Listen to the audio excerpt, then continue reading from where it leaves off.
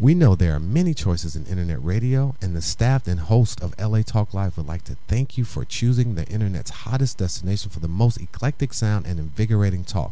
This is LA Talk Live. We are more than just talk.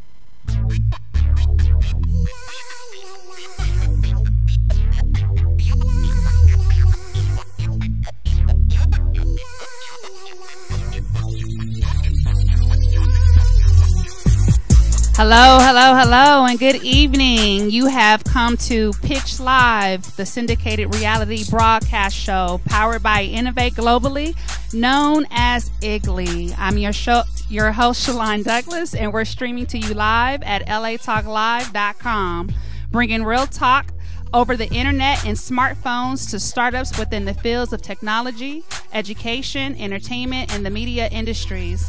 Thank you so much for tuning in with us live, where we'll broadcast every Tuesday from Tuesday to 6 p.m. to 7 p.m. Pacific to discuss topics that are relevant within the tech industry from some of our most successful and prestigious industry experts, entrepreneurs, and investors. Also, Pitch Live wants to cater to tech startups for a chance to demo their digital products right here live on air for a chance to win big, y'all. That's right, win big. At the second part of every show, 6 startups will have the opportunity to pitch live right here on latalklive.com for a chance to pitch before a panel of judges who will then make a decision on the top 2 pitches being presented. But wait, that's not it.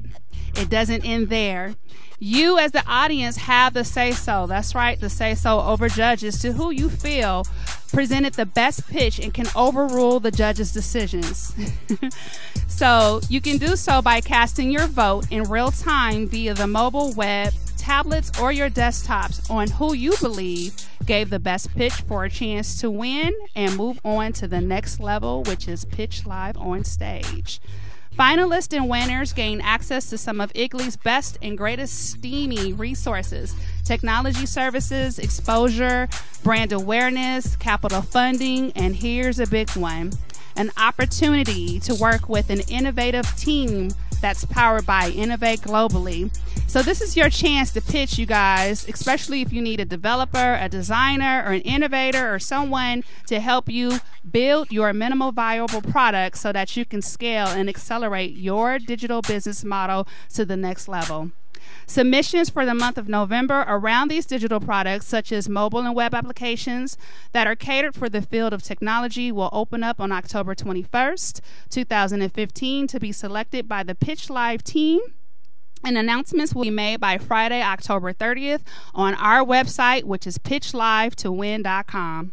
For more information and details on how to participate, please submit and be selected to Pitch Live to Win on air so that you can gain access to these endless list of opportunities offered right here on Pitch Live. So make sure you visit again. The website is www.pitchlivetoWin.com. I do have a special announcement today, and that is that we've launched a campaign for Innovate South LA, which we need your support. We need to bring Silicon Valley right here to our South LA community, you guys. That will be hosted at LA Southwest College, and we need your vote to launch this powerful new program. LA Southwest College Foundation's mission is to improve the community by the success of supporting indigenous innovation, providing access to quality education, and link our students to jobs in growth industries and entrepreneurial opportunities right here in South Los Angeles. Also, Los Angeles Southwest College Foundation has partnered with Innovate Globally to create a synergistic program that accomplishes the following 3 goals. They are to educate our students and South Los Angeles residents on the highly marketable skills of coding. 2, to support business entrepreneurship by providing students and the community members with soups to nuts business instruction and industry exposure for tech-related startups. And finally, 3, to ultimately create a sustainable innovation ecosystem that would encourage ingenious creativity. So make sure you get out and help to launch this wonderful and innovative program called Innovate 8 so that we can bring Silicon Valley to South LA. Now I'd like to introduce you to today's show, which is featured on is Higher Education Innovation Ready. This is quite interesting, especially due to the fact that we just launched our campaign today to help us bring an innovative model, if you will, to South LA, and therefore it's important to go ahead and discuss the matters at hand in regards to higher education, including institutions that are both private and public, to talk about if they're financially sustainable. Right now, these institutions, basically, they need to do something real quick, you guys, because technology is evolving all of our industries. And right here, you will find out all the topics and the discussions and conversations, and we're going to get into more of that soon coming up. So make sure you be sure to stay tuned for a Pitch Live right here on pitchlive.com to win. Next, what I like to do is go ahead and introduce some of our guests, if you will, that are here. But before I do that, I want to go ahead and take a quick commercial break. And when we come back, I'd love to get into more to who our guests are, which is Terrence Pope, Stephanie Ardrey, and Daniel Tabor. So be sure to stay tuned. We'll be right back.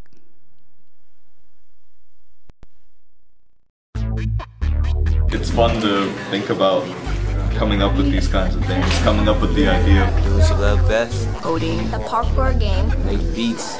Make my own website. The design. Use Photoshop to follow your own ideas.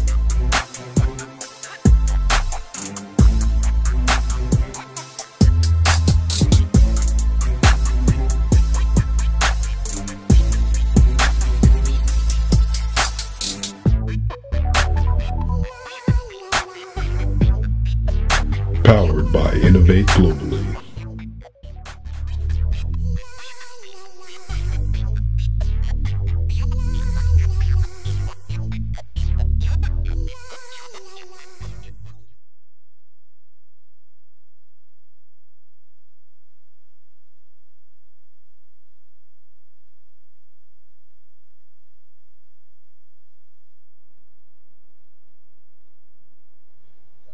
Hi, this is Dr. Levi, your fitness doctor, making a personal house call, inviting you to join me Wednesday at 10 a.m. Pacific for my all-new show, The Dr. Levi Show.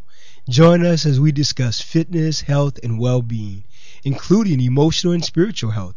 So don't forget to tune in to The Dr. Levi Show every Wednesday at 10 a.m. Pacific, exclusively on latalklive.com and the Talk Live Broadcast Network.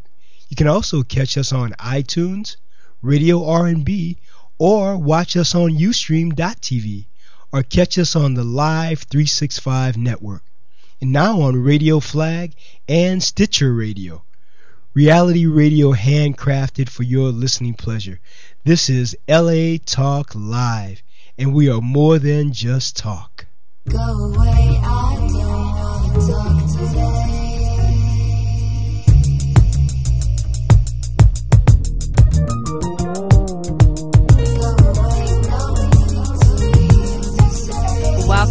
Welcome back to Pitch Live, streaming live right here at latalklive.com.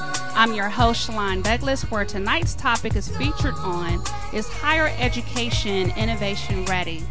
Be sure to give us a call towards the second part of our show and ask questions that you may have surrounding tonight's featured topic and or any of the pitches that you'll hear at the second part of the show that you'll have an opportunity to hear our candidates that are right here live in the station.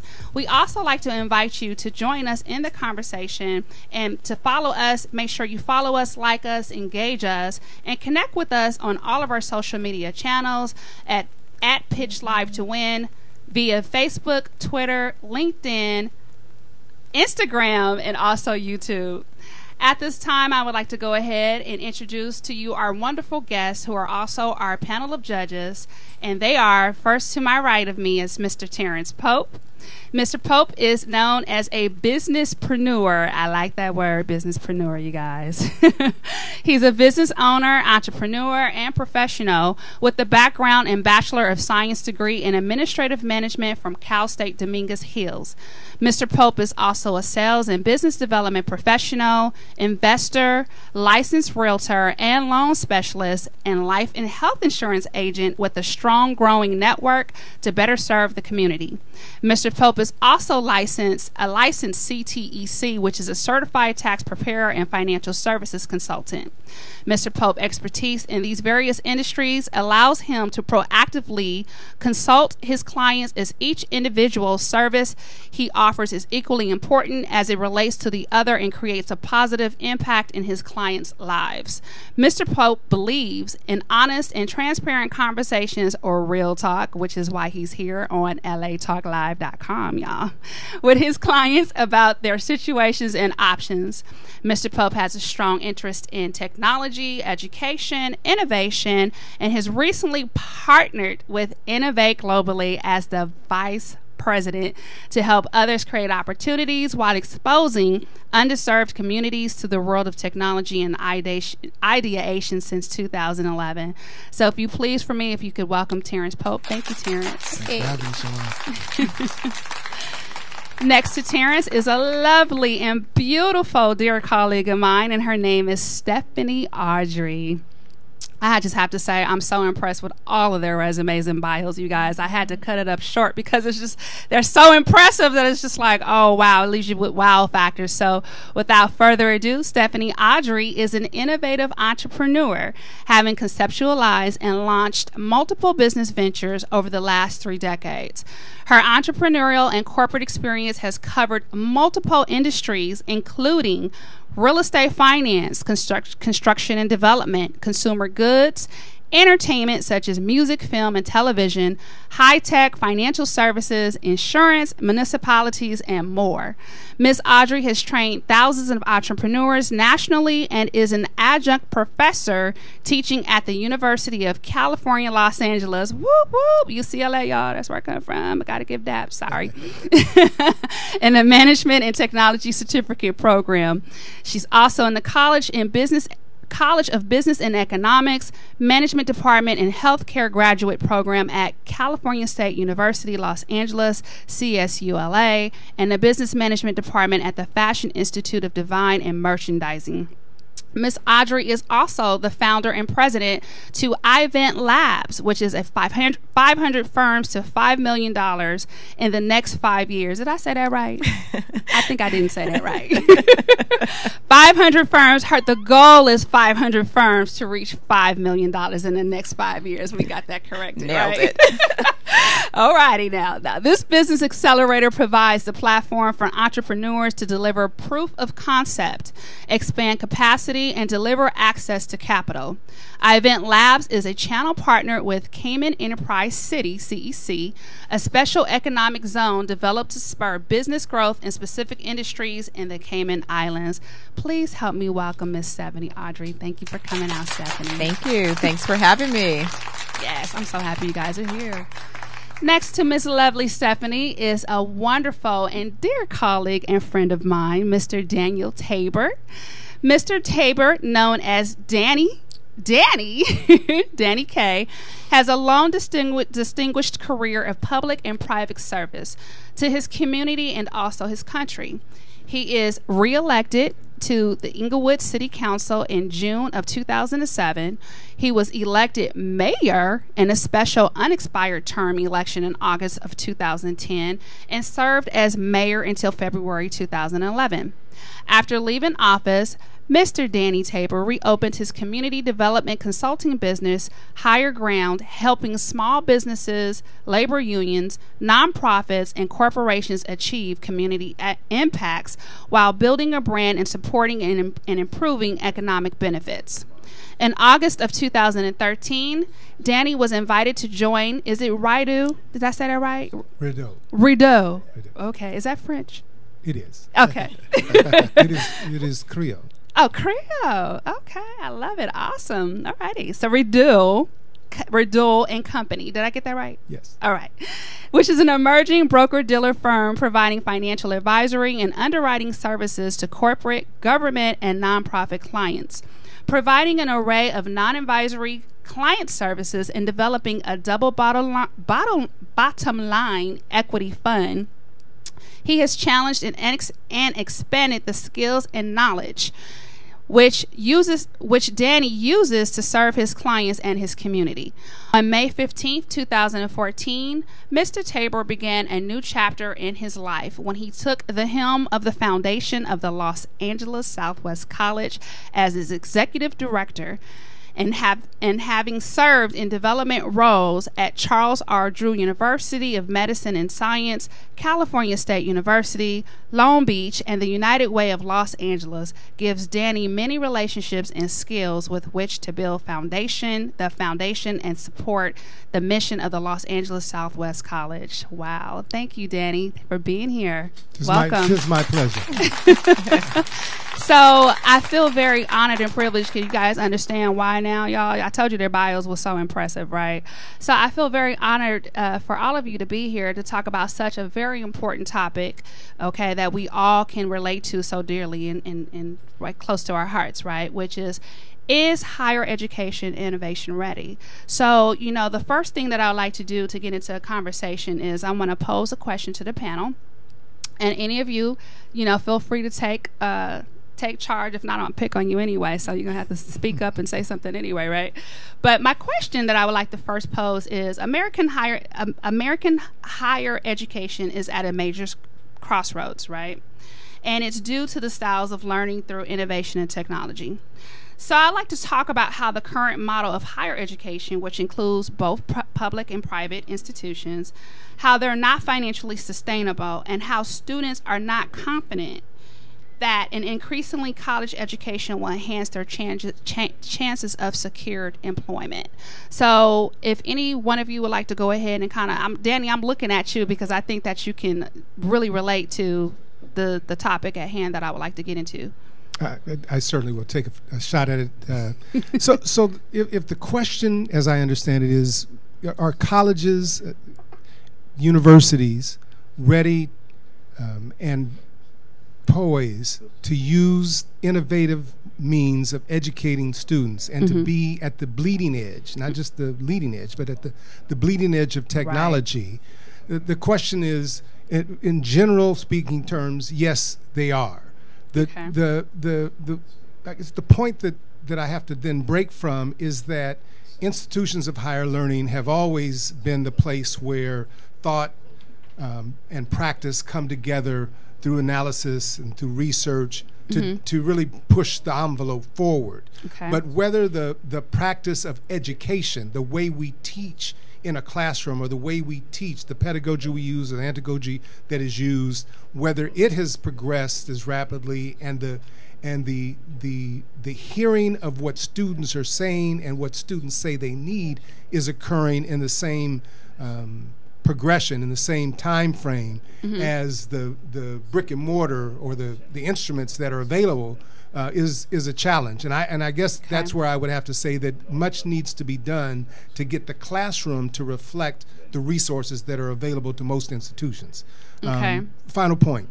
Students are beginning to question whether the cost of getting a college education will ever match their earning potential. And so, I can relate because I came back to college later in life after having a family. And I see now that I'm going to be perhaps a few years in the ground before my college debt is paid off. And that's a reality for 80% of the student population attending America's universities and colleges, even in some of its community colleges. And so the challenge becomes, can we make the education we give students, and particularly at Southwest College, where we do career technical education, we have an expanding interest in creating skills certificates and knowledge certificates which would allow a student to go immediately into the workforce. The challenge is going to be creating an educational system that has the multiple paths readily available to students beginning not just when they get to college, but in high school and perhaps even in middle school, so that as they continue their learning, they see how it will create an earning potential and create an earning opportunity as they progress and matriculate towards a degree, either an advanced degree or even an AA. When you look at, and final point, when you look at who's working in construction or you look at who's working in technology, many people with skills never completed a degree program. They mastered a specific coding skill or they mastered a specific graphic design skill and found employment right away. If we're going to stay viable as public institutions or as private institutions, and I'm not counting the paper mill institutions, I want to differentiate there, but as quality public and private institutions, we're going to have to find a way to make it not only affordable for our students to attend, but create a way for them to earn while they're in school so that they can continue knowing that they can afford to go to school. Okay. So after hearing what you just said, like I know for an example, LA Southwest is definitely making a lot of changes to be able to cater to innovation, you know, based off of technology evolving all of the industries. I do, however, I still know that there's still some, you know, higher institutions that are still struggling with that change. And I just would like to kind of get into that as to, you know, like, do you look at the purpose of that is because of leadership at the top, or, you know, maybe from the within the district, or, you know, what seems to be the problem? Why is it such a hard shift and a hard change? So you want to get us into the weeds? Okay, so in one of the realities at a community college in the LA Community College District is that, and this may be the same for the CSU system and the UC system, I've not investigated, so I can't speak to it in those terms, is that faculty must lead in the development of curriculum.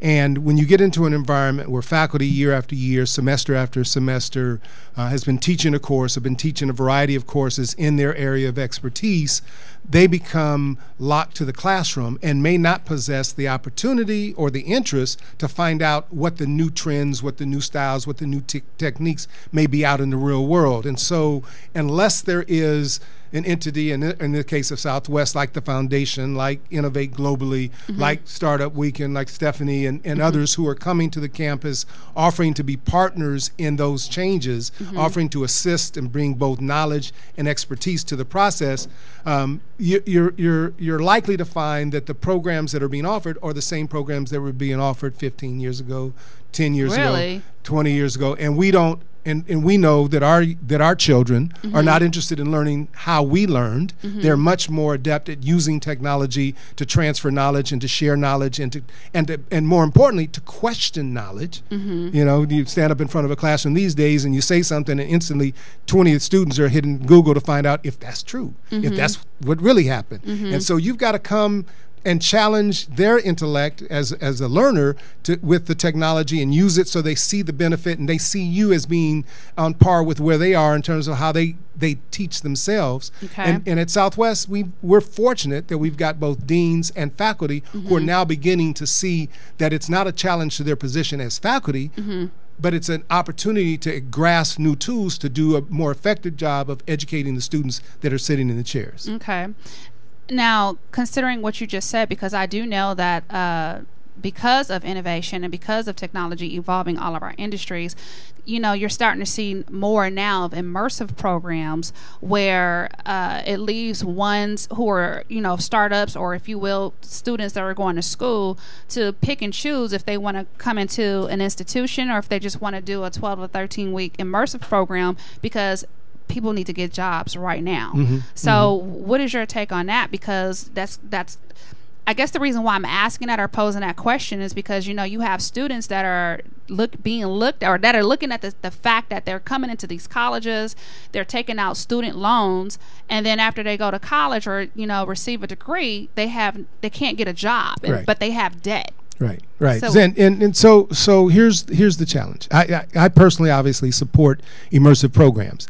Learning traditionally from birth is an immersive experience. You're the baby, you're in the environment where adults are talking around you, the TV's on, the radio's on, people are singing, people are interacting.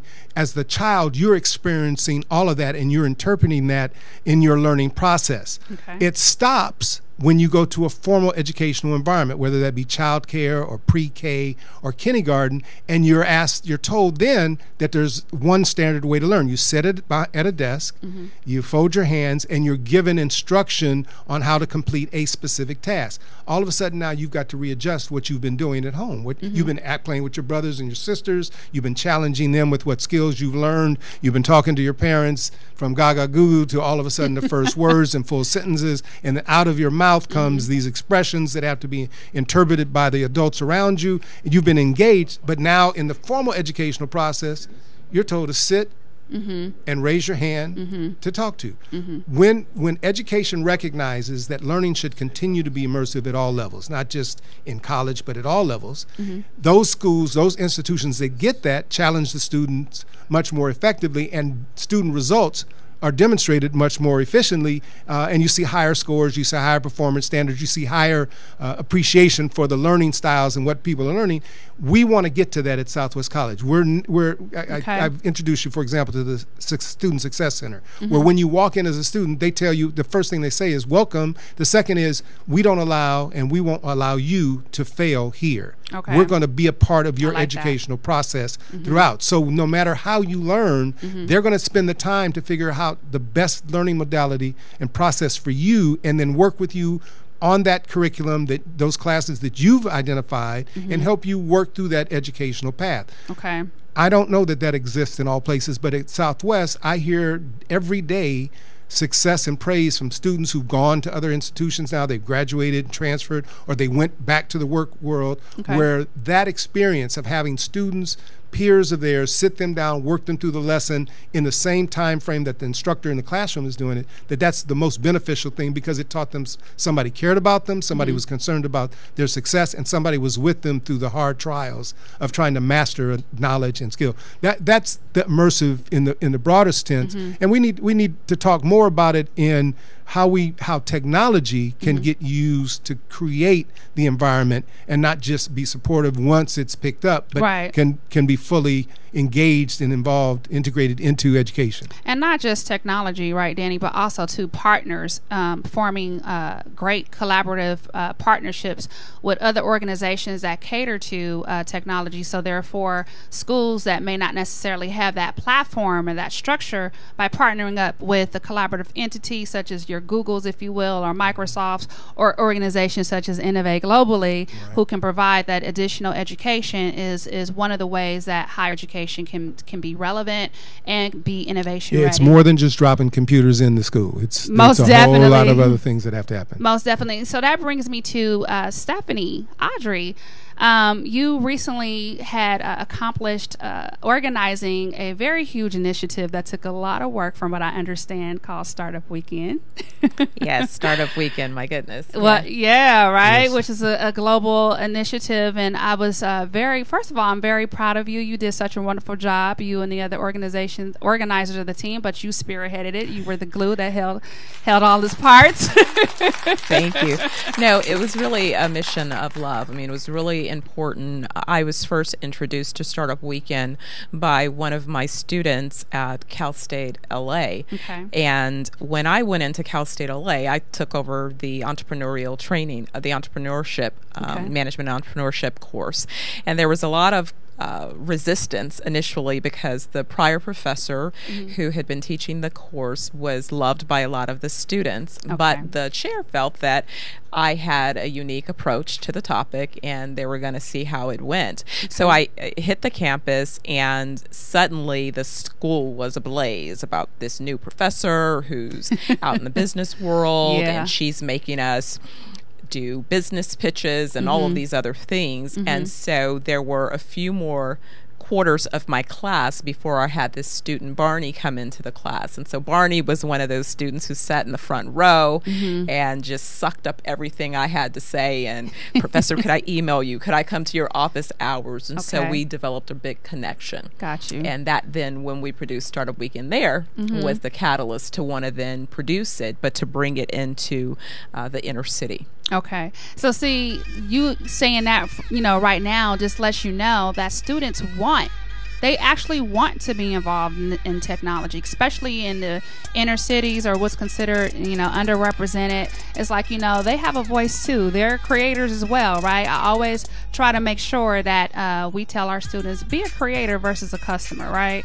So I want to pick up a little bit more when we come back from a quick break that we have coming up. But I want to be able to touch and talk about Startup Weekend and how that formed to be the outcome of that, the results from that, and how it was like introducing something that's a global initiative to an inner city where folks and students and communities are not used to being within that culture of innovation. All right. Wonderful. All right. So we'll be back, y'all. Don't go nowhere. Don't touch that channel. Stay tuned to Pitch Live to Win while we take a quick commercial break. Be right back.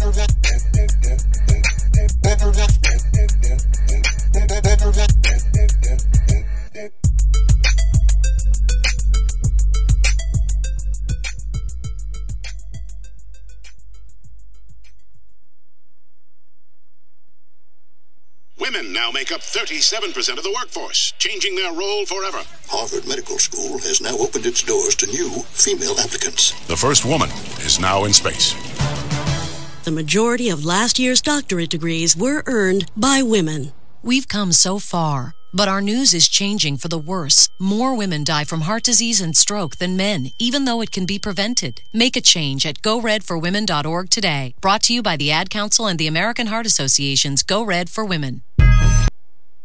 Hi, this is Startup Quarrels, and I'm inviting you to join us every Wednesday from 5 to 6 p.m. for a new show right here on LA Talk Live, The Dialogue, Real Talk, Real People. Join us as we discuss the topics that are relevant to today's generational leaders. So don't forget to tune in to The Dialogue, Real Talk, Real People, every Wednesday from 5 to 6 p.m. right here on latalklive.com. You can also catch us on iTunes Radio R&B, Live 365, Radio Flag, and now Stitcher Radio. Or watch and listen directly at latalklive.com. Reality radio handcrafted for your listening pleasure. This is LA Talk Live, and we are more than just talk.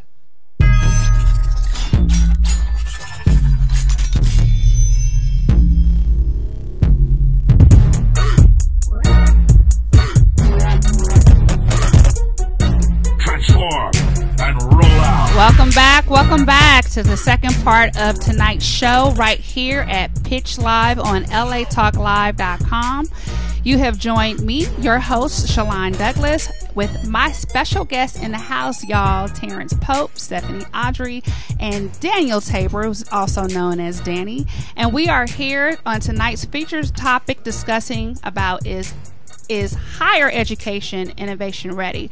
And before our break, we had touched on a little bit about Startup Weekend that was brought to the South LA community, and that was spearheaded by one of our lovely organizers of this global initiative, Startup Weekend, Stephanie Ardrey. And Stephanie, what I would like to do is pick back up in the conversation where we left off.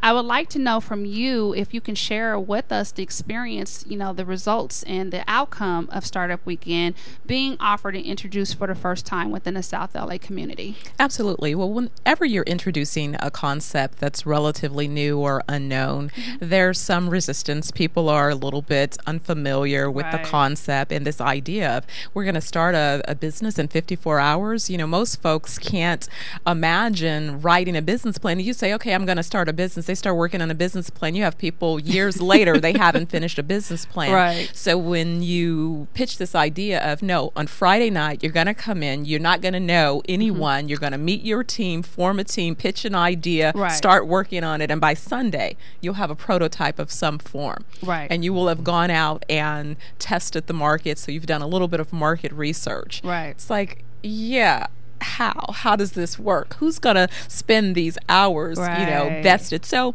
initially there was a little resistance, but I think overall the outcomes were amazing. We had 10-year-old who rocked our socks. Yeah. And, you know, so what I saw was a room of young people, young adults, who are going to forever change how it is they go about in their lives, because they know now that they can take on any idea, they can assemble a team, they can go through the team dynamics, and they can build something that they could present to investors, so they can raise capital. Think about how empowering that is. So if someone said, hey, go get a 3D printer, if it is that you're inventive, and invest in this 3D technology, and you could in your garage launch your venture. Right. I mean, when you think back, I mean, I'm from the Bay Area, so that's how we did it anyway.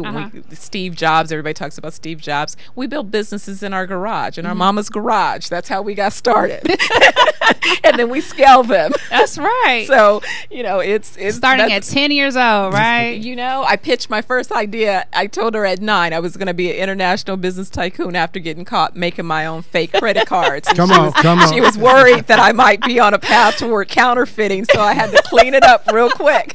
And, you know, hey, that's what happens. So, you know, she said, go for it. You know, legally. Go for it legally. Legally. Whatever you got to do legally, and I'm in. Wow. So that's pretty awesome. And again, Startup Weekend, you know, by introducing it to LA Southwest College, that's a form of a collaborative relationship, right? Absolutely. Where students, both in high school and college, were introduced to this initiative for the first time. And the college was introduced to the initiative that's for the first time. So a lot of new experiences, but more importantly, a broad partnership that was based upon not just Stephanie's resources, but the partners she brought to the table reinvigorated the notion at the college that we have a role, that we have a place. So now people say comfortably, we will be a tech hub at Southwest College. The students are saying they want to host now the next Startup Weekend, be the committee, so Stephanie and I can sit and advise. Right. And really build this as a brand, as something you can come to Southwest College to get your tech on. Okay. And I understand too, and Terrence, you were a part of that as well, right? At Startup Weekend, were you there for the whole weekend, or did you come and stick your head in and then left and then came back? You know, it was a great experience, and you know, I've learned a lot as you know, as I joined Innovate Globally about the things that are out there. Okay. So it was a great learning experience for me, and then, you know, just working with Danny and Stephanie, and, you know, just, you know, seeing how they put everything together. You know, they're spearheading the technology industry. Okay. I mean, the technology education at the colleges. So as Danny mentioned earlier on, it takes someone with his vision to allow a program that Stephanie was able to put together to come into the inner city and, you know, and to do something of that magnitude. Now, I understand too, Terrence, that you also was part of the Codetech IQ experience, which was during the summer, working with high school students, right, who had to come in and be trained and be taught. They had never had any type of education or knowledge besides to get on their phones and play with mobile applications, but for the first time in LA South LA, these students, from what I understand, and you know one of them personally, because there were students that came from all different parts of South LA, different organizations. Can you share with us your take with that? I know one of the young ladies came from a summer bridge program. I'll let you expound on that, but I want you to kind of get into the experience, what it was like working with students who had to come in during the summer and get prepared for Startup Weekend, which is normally for startups, right, who are 18, individuals, you know, who are 18 and over. Can you tap on that a little bit? Sure. You know, with the Innovate Globally, Codetech is one of our programs that we offer, of course, and you know, we rolled it out at LA Southwest thanks to Mr. Tabor again. And you know, as I go around, you know, my position in Innovate Globally is to expose as much as I can our programs. And, you know, we had some youth that were part of Summer Bridge, which, you know, is part of the STEM, the math programs that are out there. Okay. And, you know, those kids were super excited to, you know, have the opportunity to participate in Codetech, which allowed them to, again, build out the prototypes that Stephanie mentioned earlier by the end of, you know, the 6-week program. And, you know, kids nowadays, they grasp onto technology, you know, like almost immediately. unlike, you know, maybe myself, where technology was just, you know, you had to be a part of the beginning to get it in the end. Okay. These kids turn on the phone, they got it. They turn on, you know, a tablet, they get it. Right. So, you know, basically it was a great experience. The kids picked up a lot, you know, through our immersive program, through CoTech. We teach them business concepts as well. So it went really well. You know, the programs they're excited to be a part of it, and they want to come back, want more. So it's safe to say that even with the Startup Weekend experience, there's really no age limit to it, really. I mean, you got a 10-year-old, right? And from what I understand, we had some high school students that took second place at Startup Weekend. Absolutely. That had to be so impressive, right? Right. So I'm going to pose a question to the panel. You know, are you guys familiar with the flipped classroom? What that means? Yes. What that is? Yes. You know, I'm just thinking about, you know, we're talking about higher education being innovation ready, right? We already know that technology is evolving all of our industries, correct? Now we're talking about the collaborative relationships between schools and private or collaborative partners, if you will, who represent technology as a whole. What's your take on the flipped classroom style? And for you guys who may not know what that means, some of these schools are basically adopting the flipped classroom to where students are now learning online, right? Being taught education online and coming into the classroom just to kind of go over what they learned online versus learning from inside of the classroom and then going outside of the classroom to pick up where they left off from what they got taught inside of the classroom. What is your take on that? So, and I think it also depends upon the school district, because my son has been using a flipped classroom model. He was using a flipped classroom model, I would say, as far back as elementary or middle school. Wow. In their district, I mean, at 7 in second grade, they were doing full-on PowerPoint presentations, and they had to write.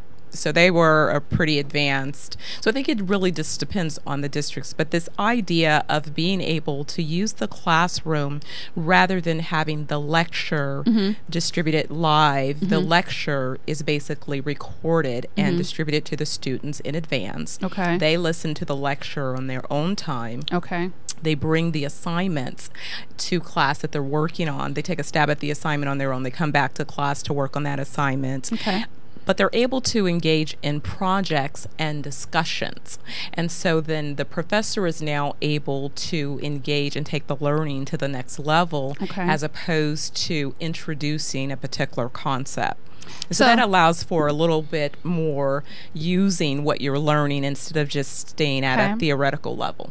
So do you, I don't know, I guess because I won't say how old I am, but I just think about how, you know, students don't get distracted, you know, or, I mean, you know what I'm saying? Like you can be at home or, you know, learning online and don't get distracted. It just seemed like it would be, you're shaking your head, Danny, like no. In the flipped classroom environment, the status of the class or the structure of the class is that you, the student, are engaged in the teaching and in the learning. Right? And the only way you can participate is if you stay on point. And so the one thing that my 25, my 23, and my 22-year-old remind me of. What? Dad, you got to stay you got on kids it. That old? I've got a 38 and oh my Lord! Excuse me, 38. 38. I can't say gender because then I'll get smacked when I get home. Well, you don't look like it. You look good. You look good. Well, we were young. So what they remind me of is that it changes on a daily basis. So they're constantly seeking information. And so the notice that, look, I'm going to send you this video. The instructor says you're responsible for responding and creating this project or designing this project. Your team and each has various roles that the students participate in selecting their roles and skill sets now are dependent upon one another, and it teaches a different form of learning because now I've got to master enough information to contribute to the discussion that happens in my team, so everybody's got to be on it. All right. So when you come back to the larger classroom, now it's your team versus the other teams who's gotten farther in the process. So it pushes the learning curve forward because folks want to know. Children want to learn, and when you give them an opportunity to demonstrate what they're learning and how they're learning, and it's not judgmental. It's not you get a check or you get 20% or you get 0 because it wasn't this. It's how did you get to this point? What other options are available to you? And you get to see it from around the group in the classroom. Now I can learn it. I'm comfortable with it. I'm not afraid of it, and I can express it. Okay. And also too, that kind of brings me back to you, Terrence, as far as what you see amongst high school students, right? You know, what was your observation during the summer with the hands-on applications? Because from what I understand, these young students, they built out prototypes of mobile applications, correct? Yeah, that's exactly right, Shelon. And like Danny mentioned before, it's a more collaborative environment. Okay. You know, and you know, each person on that particular team had responsibility. Okay. And you know, when it comes, but what I like about it most is it allows them to use their creativity and bring it all together. And sometimes, you know, when you collaborate, you know, whatever role you have on it, you know, on that team, you know, it has to work. Like they say, teamwork makes the dream work. I like that. You know, it really creates an environment of participation. Okay. Where in a lot of environments where there's lecture, you know, you feel isolated. So that environment absolutely works. It gives you, to me, more time to actively, you know, move your prototype forward. You know, overcome any hiccups, and everybody plays their part. So it was exciting to see, even with the 10-year-olds who actually in some environments he was the leader of that team. So you know, it's just an amazing thing that, you know, what these kids have learned and how they come together. Yeah, there was a beautiful shot of the oldest student in the class and the youngest student in the class at the board working out a problem. Just the difference in height, the difference in age, the difference in knowledge, and when you sit back and look at it, you're like, okay, so who's the teacher here? That's right. Exactly. Wow. Well, you know what? With that being said, it is about time that we go ahead and have some examples, right, of what we're talking about with some startup pitches. And if you will, these two startup pitches, you guys, that we're about to hear actually come. One is from the summer program at Coltech IQ that was held at LA Southwest College, and the other is from Startup Weekend that was just held at LA Southwest College from September 25th to the 27th. So what I would like to do is go ahead and let me explain how this works. Our pitches have 3 minutes to pitch, and after the 3 minutes of pitching, then they are asked questions by our panel of judges for 2 minutes of any questions that the judges that you guys may have. And with that being said, I want to go ahead and I want to bring on our first participant. So let me explain this again. Pitches have 3 minutes to pitch their startup idea. After you pitch your startup idea, judges then have 2 minutes to ask each pitch for any additional information, and then from there they will have the opportunity. They basically have to defend their pitch. They have to answer any questions that they might have left out, or you know, and go about to defend the pitch. So without further ado, I have the luxury of introducing our first startup pitch, which his name is Trey Thompson. Hi, Trey. Hey. How you doing? Good, and you? I'm doing wonderful. Thank you for being here tonight.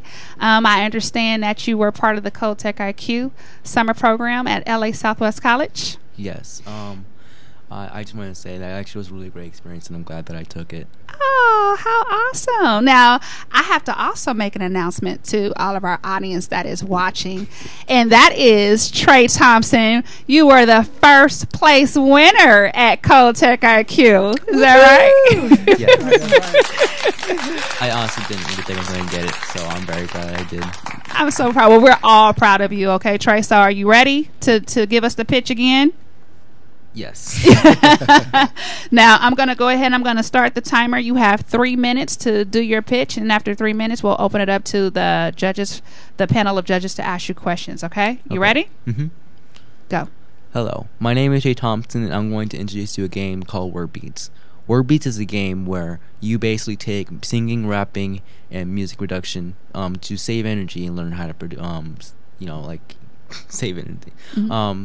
So basically what I do is take singing and make it so that you have to save energy like water and lights, and basically after you do it you get like these like little instruments you can make music with, whatever, and based on each source you can make a type of song, like different styles like rap or Jamaican or something like that. And so I found two problems with this though. One being that parents are too worried about teenagers playing on their phones too much, and then the other is that teenagers don't really care about energy at all. So I took these two and combined them together to make WorldBeatz, which is using music to save energy. And so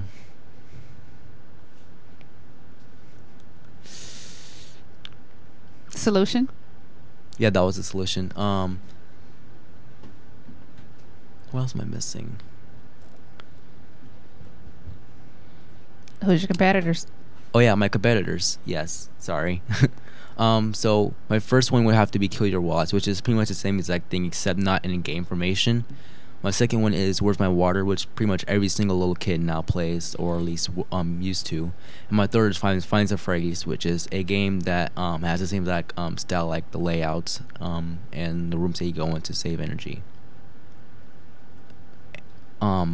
So also what I want to say is that I am a sole developer of the game. I make everything, music and the pictures and the background.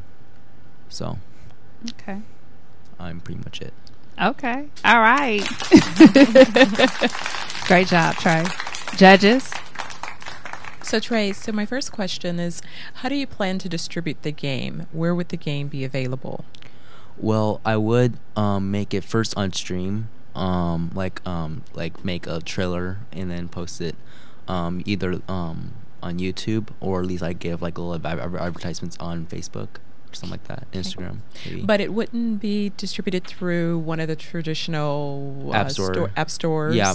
So after like a while, after like I get people's attention, like with the trailer, I'll put it out so that they can find it and share it out with other friends about it coming and everything. Okay. And I guess just a follow-on question is, in terms of the game's use of the game will help with saving energy. Give us a little bit more of an understanding of how the game helps the student. Is it just in educating them about energy, or is there an actual benefit that correlates to energy usage that the student or the user of the game experiences while playing the game? Well, basically what happens is during the gameplay, you basically, it's like a little house, or it could be any kind of environment. So it could be a house to like a grocery store to anywhere. But so pretty much what you have to do is to go around rooms, and so you do stuff like save electricity. So like if you need the flashlight, you'll use the flashlight, and if you need water to like clean something, then you would use that. And so pretty much other things around that kind of area. And so what this shows is that in reality, so in the gameplay you can die by some like some creative monsters. Got about 40 seconds left. Okay. So if it's like water that you're not taking care of and like you're losing it, that monster is immune to water, or the opposite way around. And so this pretty much kind of makes people eerie to save more water and lights in real life. And then how it relates to music is, so each time you collect this source of energy, you say it's a little bit of energy, you get more instruments. And so at the very end of that level, you can either make songs to it, or so pretty much each level you finish, it creates a song for you that can make music songs to. Okay, so before we wrap this up, Trey, the Terrence or Danny, do you have a quick question? Very quick question. Have you figured out what it's going to cost you to bring it to market, and how are you going to raise the capital for it? So I did some research, and I found that a game around this setting in the background will take around $71,000 making process, and it'll take around 4 to 12 weeks to make in the process. I don't exactly know how I'm going to raise the money. That's your ask then, right? Yes. Any questions, Terrence?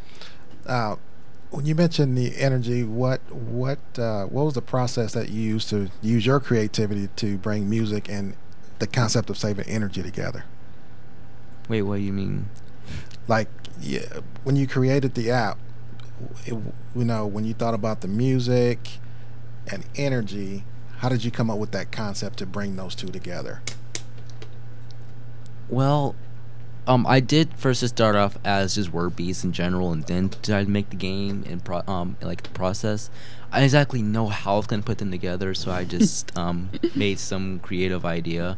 I'm not saying it's creative. I'm just saying it's something. It is weird. creative. That is. That's very creative. Even very innovative. Yeah. So I pretty much used that idea because teenagers with video games, they like making music and producing music. So I brought that together with energy to get them more too.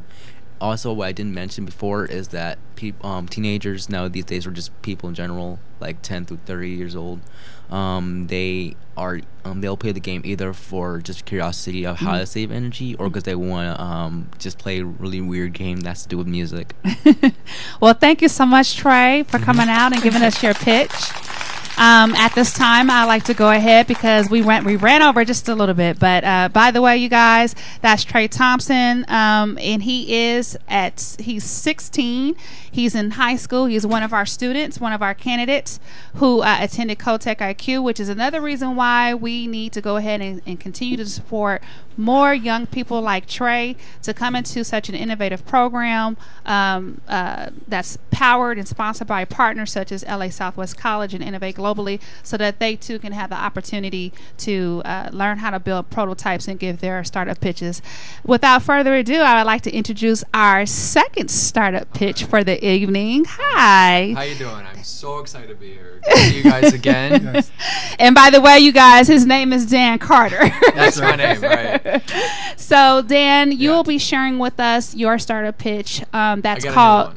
Oh, you got a different one. I got a new one. I had Commune Night, which was at Startup LA. I had Commune Night, which was at a Startup LA weekend. I created with everyone here. Okay. But my real passion project that I was working on, my real startup, is called uHoo. uHoo. Okay. And I'm excited to share with you today, and I want to get everyone's feedback. So this is going to be really exciting. Okay, cool. So wait a minute. So before you get started, yeah. I got to explain, you got 3 minutes to pitch. 3 minutes. After your 3 minutes, you have 2 minutes. There's 2 minutes for the judges to ask their questions. You ready?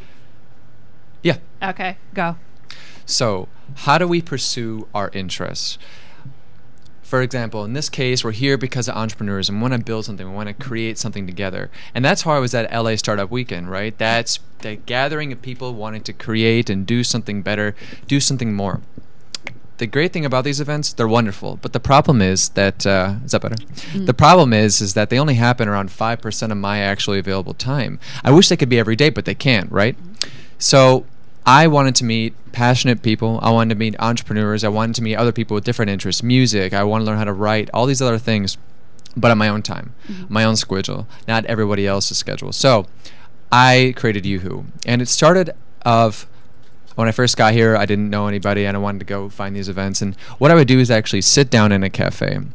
I would sit down and put up a little sign on my table that says, talk to me about anything. And I'd put it interests, music, philosophy, anything, entrepreneurism. And people from the public, random strangers, would come talk to me. And in 30 minutes, I'd have 6 people. Every cafe I went to talked to me about their life, their problems, their relationships, anything it could be, any interest. And it turned out one thing. I learned that people want to talk. They want to be social. They just have to get the context to actually do it. The permission, that's the really key, it's the permission. Being right here in LA Startup Weekend, it was the permission that I could talk to everybody else.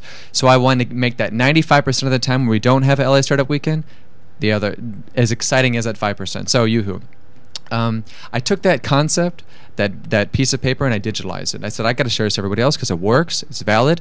So what I did is it's really simple. Enter your information, set the interests you want to talk about, such as entrepreneurism, for example, and then indicate that you want to and willing to talk. And everyone else who wants to and willing to talk in the uHoo community, for example, if you're at a cafe, anybody in that location who wants to talk about that, you'll see them, as well as other cafes or locations near you. So you can go walk to them, you can go see them, anything you want. So that's what's really great. Sorry, I got to check that off a little distracting. That's how it works, and it works pretty well, and I'm really excited to do it. It's in the beta phase right now. We're creating it. Right now, we're going for customers age 20 to 40 because that's what we found, the trend of people who want to actually for interest, but it's really for everybody. Our revenue models, we're going to do a one-time purchase, but for a 2-week trial period. So we get people hooked. If they make one connection, one contact, they're going to say, I'll pay a cup of coffee for that easily, because a cup of coffee is going to be worth, a real personal connection is worth so much more. We're going to try to get to production, 100,000 people by the end of the year, with revenues $400,000 to $500,000 with profit between $200,000 to $300,000. We're also going to be doing subscription fee as well, which we're going to, if people for advanced features. So we're asking for $100,000 specifically for 2 reasons. One, to find and finance a high quality engineer, a full-time marketer, as well as build the technology fully for the actual launch and the startup. So thank you very much. Wow. Yeah. That was awesome, Dan. Awesome. Thank you. I had one more thing about company promotions, but I didn't get in there. The music threw me off a little bit. But Sorry about that. No, that's great. I liked it. Thank you for sharing it. So, our judges, really, judges? Do you guys have any questions? Do we need to take it out and come back to him? Because this could be an interesting discussion about how he's benefited also from Startup Weekend experience. Okay. Well, what we'll do is we'll take one quick small commercial break, and then we'll just come back in. No, stay with it. Stay with it. Oh, engineering saying no, we can't. So, well, what we can do is just right now, got to go ahead and wrap it up. But what we'll do is we'll definitely have our questions outside of the show. And for those of you who might have, if you have any questions or want to find out more information, please be sure to go ahead and reach us through any of our social media channels or our website. And if you would like to get in contact with Dan, please send us a shout out, and we will definitely connect you with Dan's concept and opinion. But before we leave, I want to say thank you so much, judges, for coming out and taking the time to discuss such a very important topic. Before we leave, please tell the audience how they can reach you. Terrence? You can reach me at tpope at biztechiq.com. tpope at biztechiq.com. Okay. Stephanie? SARDREY at iVentLabs.com. iVentlabs.com. Awesome. Danny? Tabor DK, TABORDK at LASC.edu. Awesome. Thank you so much again, everybody, for joining us. I like to say that make sure you tune back in next Tuesday from 6 to 7 p.m. to Pitch Live right here at latalklive.com. Be sure to follow us, engage us, like us at Pitch Live to Win on any of our social media channels. And please, we need your support, everyone. Please go and vote for us for Innovate to launch the new Innovate program at LA Southwest College, where we can have more opportunities and education for our South LA community, students and residents in the community, to make innovation happen and make our higher institutions stay relevant and stay innovation ready. I am your host, Shelon Douglas, and until next time, stay tuned.